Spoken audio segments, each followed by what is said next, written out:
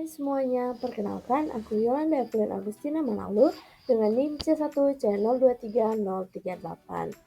Di video kali ini, kita bakal membahas materi tentang probabilitas atau yang sering kita sebut sebagai peluang.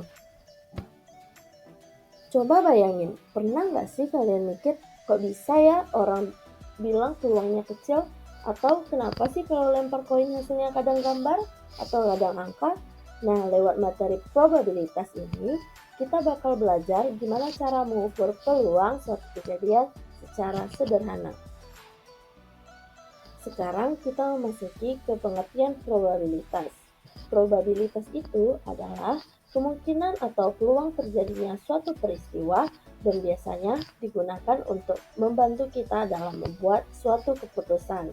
Dalam probabilitas, ada beberapa istilah yang penting banget untuk dipahami. Yang pertama adalah eksperimen.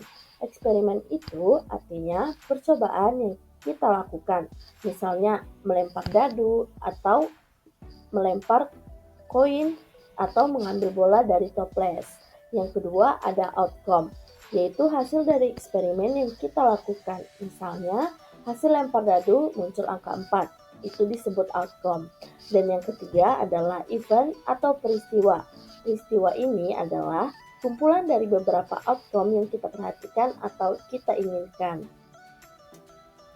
Probabilitas juga bisa kita lihat dalam bentuk skala peluang. Kalau probabilitasnya 0%, artinya kejadian itu tidak mungkin terjadi sama sekali. Kalau 25%, artinya kemungkinan kejadian tersebut kecil atau kemungkinan tidak terjadi. Kalau 50%, artinya peluang seimbang, bisa terjadi, bisa juga tidak. Kalau 75%, artinya kejadian tersebut mungkin terjadi. Dan kalau 100%, artinya kejadian tersebut pasti terjadi. Jadi, dari skala ini kita bisa melihat semakin besar persentasenya, semakin besar juga peluang kejadiannya. Untuk mengukur probabilitas, ada beberapa pendekatan yang bisa kita gunakan. Pendekatan pertama adalah pendekatan klasik atau matematis. Pendekatan ini biasanya digunakan untuk eksperimen yang sederhana seperti tadi, yaitu dadu atau koin atau mengambil bola dalam toples. Pendekatan kedua adalah pendekatan frekuensi relatif atau empiris. Pendekatan ini dilakukan dengan cara melakukan eksperimen sebanyak mungkin lalu melihat hasil yang muncul. Dan pendekatan ketiga adalah pendekatan subjektif. Pendekatan ini tidak berdasarkan eksperimen, tetapi berdasarkan pengalaman atau penilaian terhadap suatu peristiwa. Kemudian ada yang namanya ruang sampel atau M. Ruang sampel adalah kumpulan semua hasil yang mungkin terjadi dalam suatu percobaan acak. Contohnya, kalau kita melempar dadu, maka semua angka yang mungkin muncul adalah 1, 2, 3, 4, 5, dan 6. Itulah yang disebut sebagai ruang sampel. Kalau kita melempar koin, maka ruang sampelnya adalah gambar dan angka. Kemudian ada peristiwa atau N.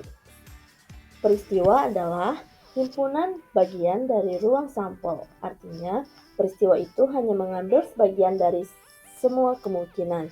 Misalnya, peristiwa untuk mendapatkan angka genap saat melempar dadu. Angka genapnya adalah 2, 4, dan 6. Jadi, peristiwa ini hanya mencakup angka-angka tersebut. Rumus probabilitas satu peristiwa. Untuk menghitung peluang satu peristiwa, kita menggunakan rumus dasar probabilitas. Rumusnya adalah PA. PA ini menyatakan peluang terjadinya kejadian A. Di dalam rumus ini ada NA, yaitu banyaknya peristiwa yang diinginkan, dan MA, yaitu banyaknya ruang sampel. Jadi, peluang suatu kejadian ditentukan dari perbandingan antara kejadian yang diinginkan dengan seluruh kemungkinan. Sekarang kita lihat contoh perhitungannya. Jika sebuah dadu dilempar 1 kali, maka ruang sampelnya adalah angka 1 sampai 6. Artinya jumlah ruang sampelnya adalah 6. Kalau peristiwa yang diinginkan adalah munculnya angka 3, maka jumlah peristiwa yang diinginkan hanya satu. Jadi, peluang mendapatkan angka 3 adalah 1/6 atau kalau dalam persentase sekitar 16,67%. Sekarang kita lihat contoh lainnya. Ada sebuah toples yang berisi 10 bola berwarna. Pertanyaannya, bola warna apa yang lebih mungkin untuk diambil? Cara menghitungnya adalah dengan menyatakan probabilitas setiap warna dengan bentuk pecahan, yaitu yang berwarna kuning, yaitu 4/10 atau disederhanakan sebagai 2/5, warna hijau 2/10 atau disederhanakan sebagai 1/5, warna biru 3/10, dan warna merah 1/10. Dari hasil perhitungan tersebut, bola kuning menjadi bola yang paling mungkin untuk diambil.